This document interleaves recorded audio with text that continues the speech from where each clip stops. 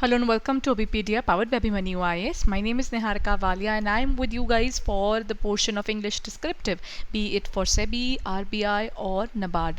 So when we talk about English descriptive, we are done with many of the points right now. अभी काफ़ी सारे हम essays के topics कर चुके हैं. So I'm still continuing with another essay.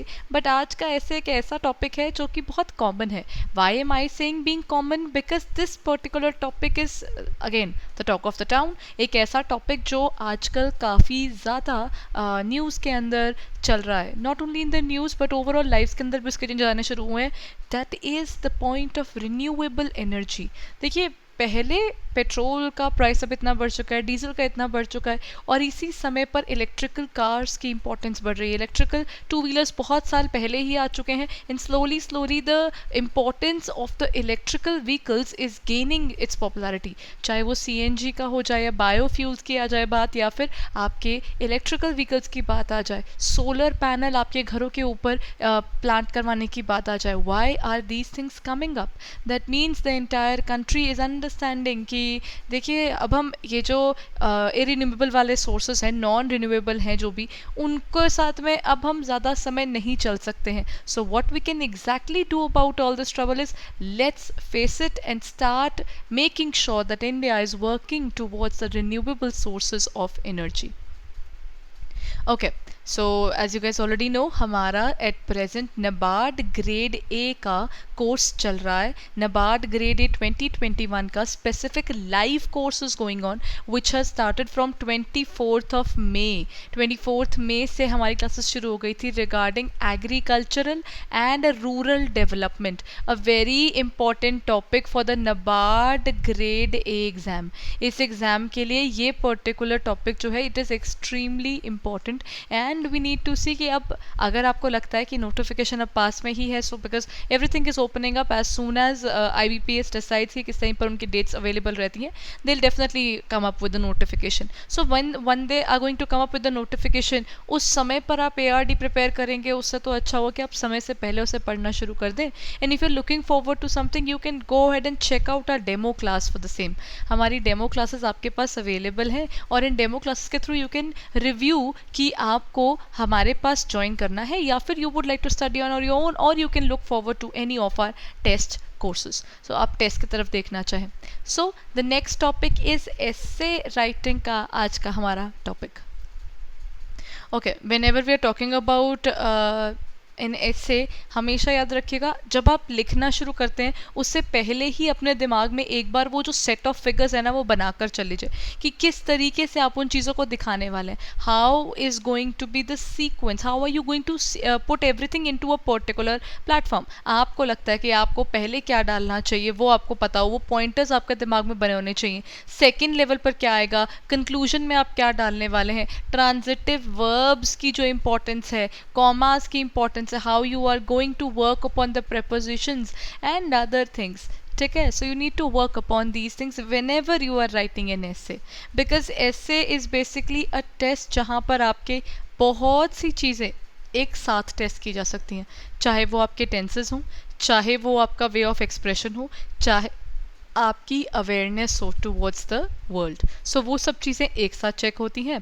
So now we are going to talk about a very important topic that is the renewable energy deployment in India. पिछले कुछ समय के अंदर रिन्यूएबल एनर्जी की इम्पोर्टेंस काफ़ी ज़्यादा बढ़ती जा रही है. Why? Because I think you guys have seen during the pandemic हुआ क्या है. ड्यूरिंग द पैंडेमिक जबकि इंटरनेशनल लेवल पर पेट्रोल का प्राइस बहुत कम है लेकिन हमारा कंट्री हमारे ऊपर अभी टैक्सेस पर टैक्सेस लग रहे हैं. जो गवर्नमेंट्स के पास रेवेन्यू जनरेट नहीं हो रहा था वो बस हमारी इसी जगह से अपना रेवेन्यू जनरेट कर रहे हैं और उस कारण क्या हो रहा है, पेट्रोल एक तो बहुत महंगा हो चुका है और साथ ही साथ आपका डीजल भी उसी सिचुएशन पर है. तो क्या करना चाहिए? So what is it that we need to move forward to. And जब हम टेक्निकली बात करते हैं ये एक ऐसा सोर्स ऑफ एनर्जी है जो बहुत करोड़ों सालों में बना है. तो वो कहते हैं कि देखो you can actually look forward to a few reports there. कुछ ऐसे रिपोर्ट्स है जहाँ पर बोलते हैं कि बाय 2030 और 35 ये जो अगर हम इनकी तरफ नहीं गए, ऑल्टरनेटिव सोर्सेज की तरफ नहीं गए, तो क्या होगा, ये पेट्रोल और नेचुरल गैस गायब होने लग जाएंगे. And we need to think about it. हमारी बहुत सी चीज़ें इन पर डिपेंडेंट हैं. मतलब हमारी कार्स जो है, हमारे व्हीकल्स पेट्रोलियम पर चल रहे हैं, और जब हम बात करते हैं थर्मल पावर प्लांट्स वगैरह, वो सारे के सारे कोल पर चल रहे हैं. उसके अलावा ऐसी बहुत सी जगहें हैं जहाँ पर ना रिन्यूएबल सोर्सेज ऑफ एनर्जी का इस्तेमाल बहुत ज़्यादा होता है, तो इरिन्यूएबल वालों का. तो जब हम बात करते हैं आपकी non renewable sources of energy के, अब ये इनका ज़्यादा इस्तेमाल होगा तो सब कुछ वानिश हो जाएगा. And then what are we going to do about this scenario is the question. So now India is moving towards a journey where India is accepting कि देखिए, रिन्यूएबल सोर्सेज से हमें अब मूव तो करना ही है.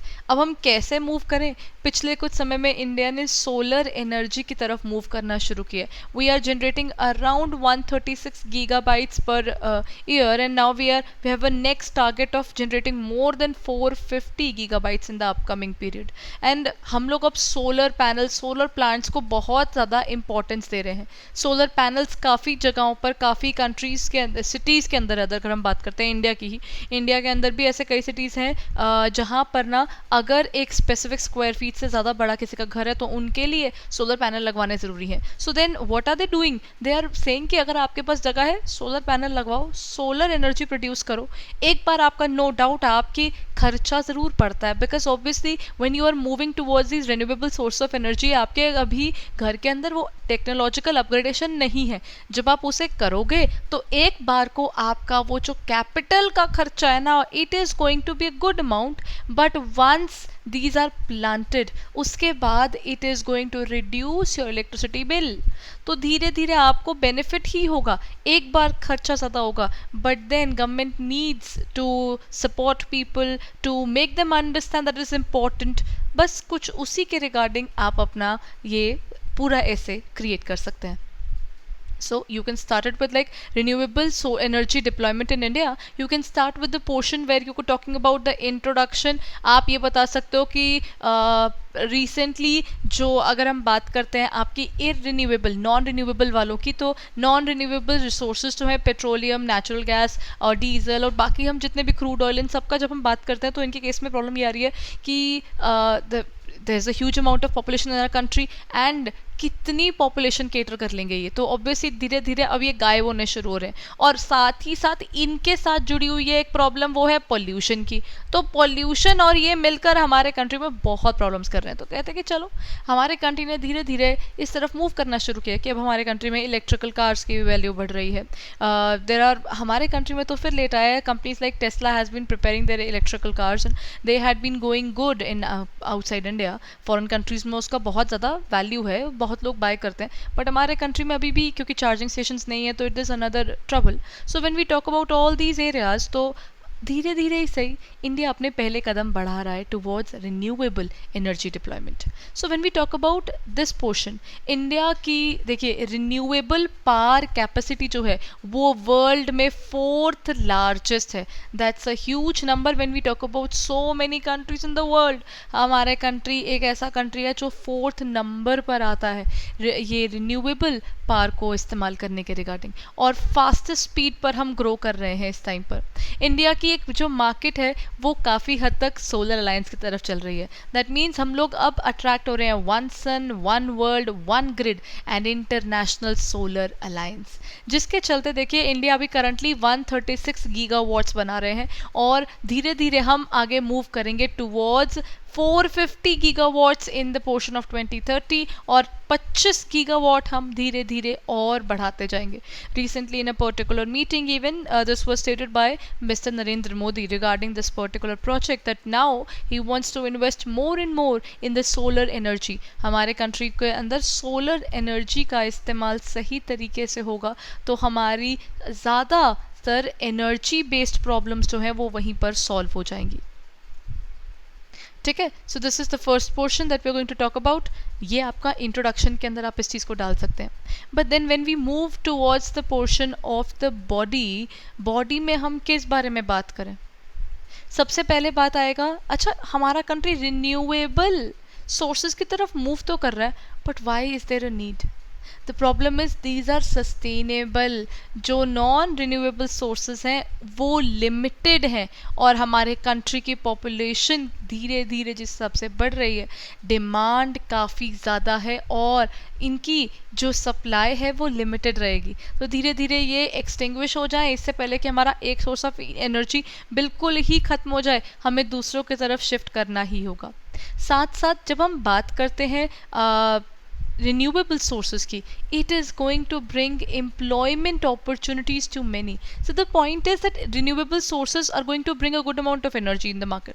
अगर आपके पास एक सस्ता सुंदर टिकाऊ तरीका, एक बार को खर्चा है, that is agreed, या आप कॉन्स बता सकते हो कि देखो अगर बोल तो रही है सरकार की सोलर एनर्जी का ये कर सकते हैं वो कर सकते हैं, सोलर पैनल को लगाने का खर्चा कितना ज़्यादा है वहाँ पर बोला जा सकता है, वो आपके कॉन्स में चल जाएगा, but you going to talk about this is going to bring a good amount of employment opportunities.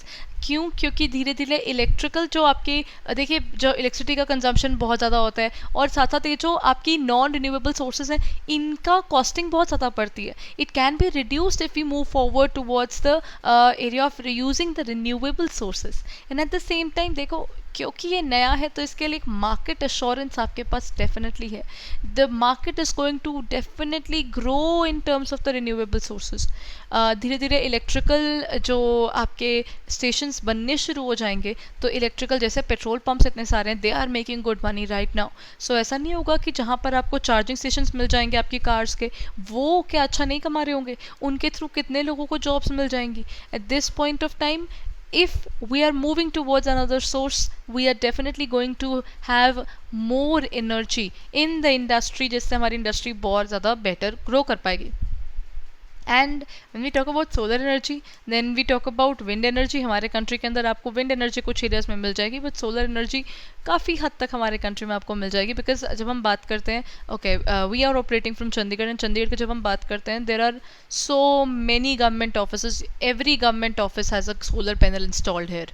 That means all these government offices are saving their electricity bills. How are they saving it? They are not consuming electricity much, they are just using whatever is being saved or stored through the solar energy. So this is where every organization can grow, क्योंकि वो बड़े बड़े areas में बने हुए हैं, तो जितने बड़े ऑफिसेज उतने ज़्यादा वहाँ पर सोलर पैनल लग जाते हैं, और सोलर पैनल ज़्यादा होने से चाहे हम किसी भी इंडस्ट्री की बात करें, they are going to supply themselves a good amount of power supply. Because ठीक है हमारे यहाँ पर रेनफॉल वाला सीन भी रहता है, but this rainfall is definitely not throughout the year in many areas, especially when we talk about the northern areas में जो आपको दिखेगा मॉनसून का season, that is a limited period of time. So when we talk about this period, उसके अलावा उस period में भी ऐसा नहीं है कि बिल्कुल सूरज नहीं निकलता, तो इसका मतलब यह है कि सोलर एनर्जी जो है उनको पावर सप्लाई करता रहेगा almost through out the year. So that is something that is right now still a good amount of it is still unutilized, और हम क्यों ना अपने लिए इलेक्ट्रिसिटी खुद से बनाए। Now this is the point when we talk about why to switch towards renewable। अब थोड़ा सा अगर हम रिन्यूएबल की वाई की बात कर रहे हैं, तो ज़रा बात करें इन ऑल्टरनेटिव फ्यूल्स की तरफ जाने की, या इन ऑल्टरनेटिव रिन्यूएबल सोर्सेज की तरफ जाने के हमको फ़ायदा क्या क्या मिलता है। See the point is these things are this are renewable, थोड़े वक्त में रिन्यू भी हो जाएंगी, और non exhaustible, they will not exhaust, and at the same time available domestically. You don't have to now do you know हमारे country का एक अच्छा खासा, बिकॉज इंडिया के अंदर आपको ऑयल वेल ज़्यादा नहीं है, बट तो उस कारण क्या है कि हमारे कंट्री में ज़्यादातर ये जो नॉन रिन्यूएबल सोर्सेज है ये बाहर से आते हैं। इसका मतलब हम हर साल अच्छा खासा आपका फॉरेक्स जो है वो इस्तेमाल करते हैं, just because we have to purchase all these non-renewable sources, that is petrol, आपका crude oil, diesel, इन सबकी रिक्वायरमेंट रहती है, हम इम्पोर्ट कराते हैं। अब देखो अब क्या होगा, अगर हम लोग मूव करते हैं इस तरफ तो हम अपनी फॉरेक्स भी बचा रहे होंगे, साथ ही साथ लेस एक्सपेंसिव होंगे ये।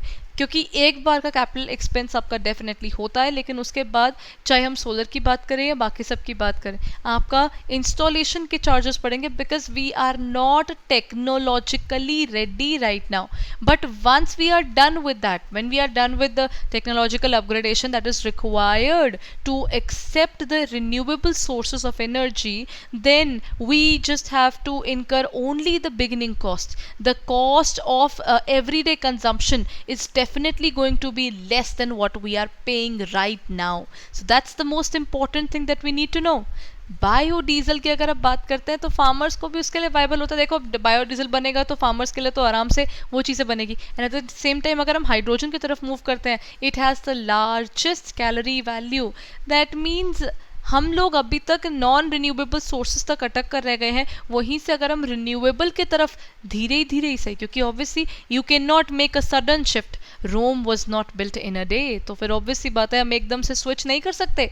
तो धीरे धीरे ही सही टेक्नोलॉजिकल अपग्रेडेशन करते हुए, अपना कैपिटल इंफ्रास्ट्रक्चर डेवलप करते हुए, we need to move towards these areas. ये हमारे कंट्री को बहुत ज़्यादा चीज़ों में वर्क करने में हेल्प करेंगे, क्योंकि through this we are going to save a good amount of forex which can be utilized. जितना पैसा हम अपना बचाएंगे, हम अपनी इंफ्रास्ट्रक्चरल डेवलपमेंट पर उतना ज़्यादा लगा पाएंगे. और कंट्री की जितनी ज़्यादा सेल्फ सफिशिएंसी रहती है, उतना ही ज़्यादा वो कंट्री अपनी ग्रोथ पर वर्क कर सकता है. ओके अब देखिए, अब ये तो है कि रिन्यूएबल सोर्सेज ऑफ एनर्जी के इतने फ़ायदे हैं, लेकिन क्या नुकसान नहीं है? It is integration with the main grid.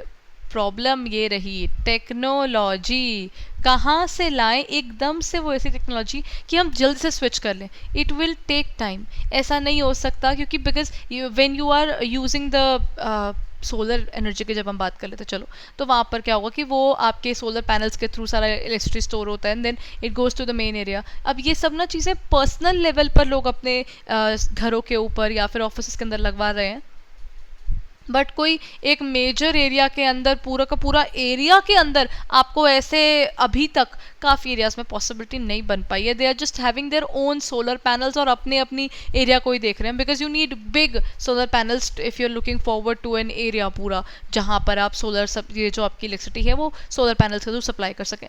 It is very difficult to integrate with the main grids. And at the same time cost factor, वही मैंने आपको बताया, खर्चा एक बारी में बहुत ज़्यादा आता है, तो वो आपका कौन रहेगा ही रहेगा. It is going to be in disadvantage of these things. At the same time 24/7 power supply through these is definitely not possible. Hydro electricity is still there. Geothermal भी काफ़ी जगहों पर इस्तेमाल होती है, बट हमारे कंट्री में बहुत कम जगह है यहाँ पर. विंड एनर्जी के थ्रू कोस्टल एरियाज में वहाँ पर आपका बन सकता है, बट अब जैसे सोलर एनर्जी, विंड एनर्जी और इन सब का इस्तेमाल हो रहा है, लेकिन अभी तक इतना ज़्यादा नहीं है कि हम पूरी तरीके से सेल्फ सफिशिएंट वाले स्टेज पर आ चुके हो. दैट मीन्स 24/7 पावर सप्लाई वाला अभी तक सिचुएशन नहीं आया. और एग्रीकल्चर सेक्टर को थोड़ा समय लगेगा to move towards the renewable energy sources. It will take time, but if we reap the benefits of engaging the agriculture sector into this, there is no way going back. जो हमारे bio diesels बन सकते हैं, मिन्योर्स के through जो हमारे पास methane की जो आपकी प्रोडक्शन हो सकती है, वो सब चीज़ें जो आपके पास आ जाती हैं चीज़ें, ये पॉसिबिलिटी ना अभी तक थोड़ी कम है कि हम दूसरे सेक्टर्स को इसमें इन्वॉल्व कर सकें और उनकी ग्रोथ देख सकें. Now moving on, क्या सरकार कुछ कर रही है? Yes, they are definitely doing something and we are going to talk about a few things. First is productivity linked scheme. अब यहाँ पर ये जो productivity की आपकी स्कीम है, ये पर्टिकुलर स्कीम आपकी बात करती है रिगार्डिंग द एरिया वेयर जब ना हम लोगों ने इंसेंटिव्स देने शुरू किए हैं जो इस तरफ मूव कर रहे हैं. सो this is very important for anything. Production linked incentive scheme की जब हम बात करते हैं, ये वाली स्कीम ना सरकार ने शुरू की थी ताकि ना मैन्युफैक्चरिंग सेक्टर को हम ल्योर कर सकें. दैट मीन्स मैन्युफैक्चरिंग सेक्टर को हम ना कहीं लालच दे रहे थे कि देखो, यू गो हेड, आप चीज़ें बनाइए और उसके साथ साथ में हम आपके बेनिफिट के लिए यहाँ पर अवेलेबल हैं. सो अब सरकार उनकी मदद करने लग गई. साथ ही साथ सरकार ने किसान ऊर्जा सुरक्षा एवं उत्थान महाअभियान भी शुरू किया. That aims to the financial and water security farmers को भी वो रिन्यूएबल सोर्सेज की तरफ लेकर आ रहे हैं, giving them the solar energy capacity of 25,750 megawatt by 2022। Along with this सरकार चाहती है कि कम्युनिकेशन के थ्रू भी कुछ पॉसिबल हो सके, तो what they are exactly doing is communication के लिए अक्षय ऊर्जा पोर्टल और India renewable idea exchange portal, ये दो पोर्टल्स को लॉन्च किया गया है ताकि जो रिन्यूएबल सोर्सेज की तरफ मूव कर रहे हैं वो एक दूसरे के साथ में कॉन्टैक्ट कर सकें। And now this is an interactive portal where people can join in and work towards what renewable sources and their utilization. Now this is what we talk about in these areas. ठीक है, सो ये आ जाते हैं हमारे पास इसका एक और part. Okay, so what next do we have here. इसके बाद नेक्स्ट हमारे पास आ जाता है इसका कंक्लूजन कैसे लिखेंगे।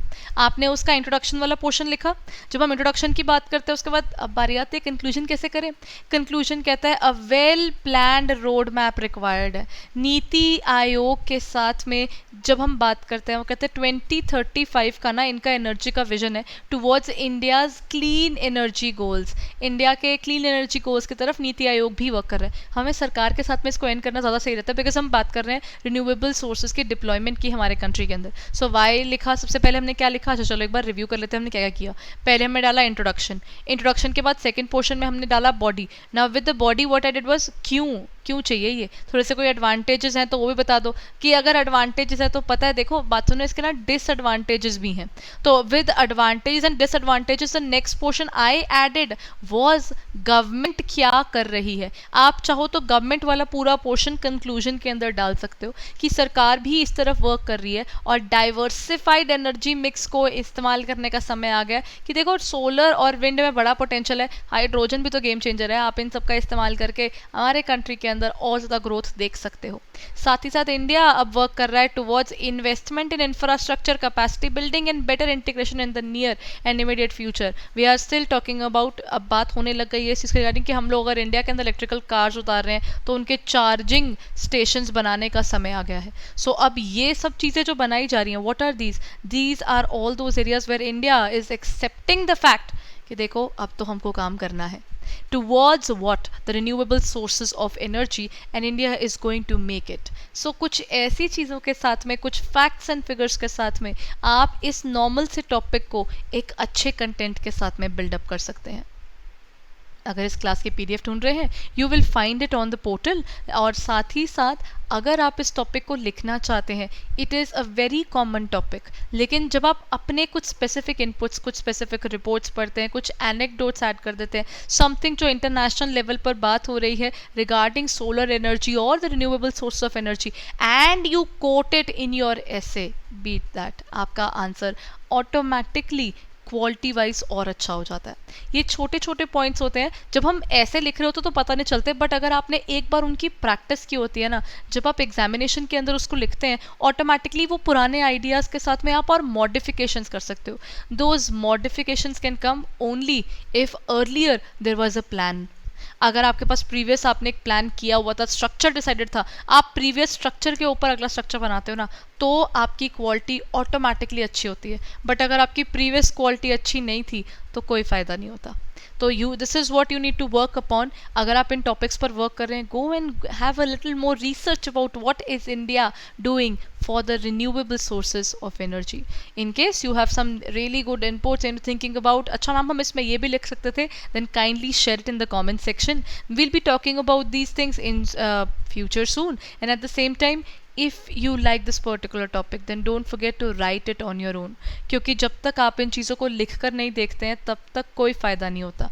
Practice is essential at this point of time. In order to make yourself perfect in terms of writing, सबसे इम्पॉर्टेंट चीज़ सिर्फ नॉलेज गेन करना नहीं होता, उस नॉलेज को एक्सप्रेस करना, सही तरीके से बताना भी आपके लिए इम्पॉर्टेंट हो जाएगा। एग्जामिनेशन हॉल के अंदर वो बहुत इंपॉर्टेंट होता है कि आप अपना दिमाग यूज़ करते चले, और वो तभी चलेगा जब आपके पास पहले आपने अपने आप को उस लेवल के स्ट्रेस में डाला हुआ होगा, तो ऑटोमेटिकली आपकी परफॉर्मेंस बेटर होगी। An athlete doesn't go directly into the racing area, वो वहाँ पर डायरेक्टली नहीं जाता, उसने उस जगह पर उस स्टेडियम में इतनी बार प्रैक्टिस की होती है, उसने धीरे धीरे अपने आप को बिल्डअप किया होता है। तो हम इंग्लिश ऐसे सब्जेक्ट के अंदर ये बिल्डिंग अप वाला टाइम क्यों गवाएं? जस्ट बिकॉज हमको इंग्लिश आती है, बोलनी आती है, हम लिख लेते हैं, क्या हम अपने आप को परफेक्शन में नहीं लेकर जाएंगे? We need that perfection. So keep working hard guys. I'll be meeting you soon with another level of topics in the upcoming class.